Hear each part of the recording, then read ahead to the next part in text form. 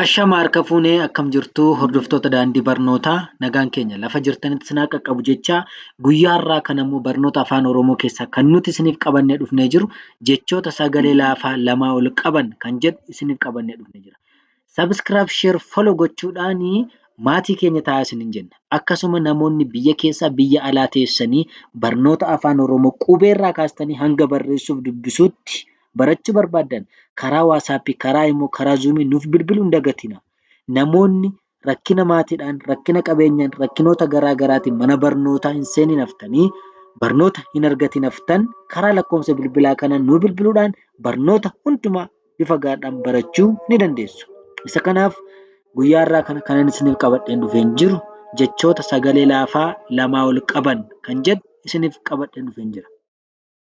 Kanaaf waliin haa dubbisnu. A, da, ida'uu, ba, walitti adaba, adaba. A, ja, ja, ajaja, ajaja. A, ta, ra, atara, atara.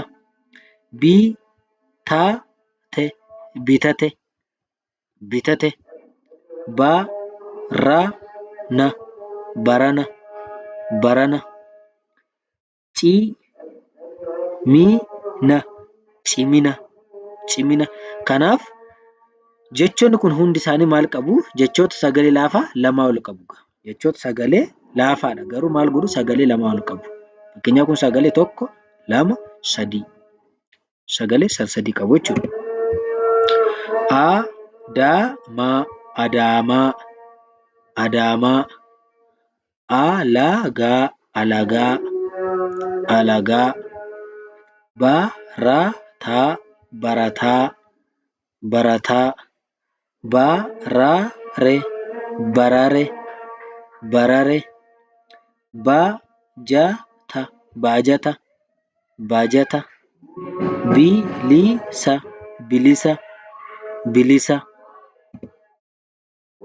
Gumata, gumata, gumata. Gidira, gidira, gidira. Gajara, gajara, gajara. Dabale, dabale, dabale. Dalaga, dalaga, dalaga. Cabaka, cabaka, cabaka. Haacaaluu, haacaaluu, haacaaluu. Heeruma, heeruma, heeruma. Olola, olola, olola. Qoricha, qoricha, qoricha.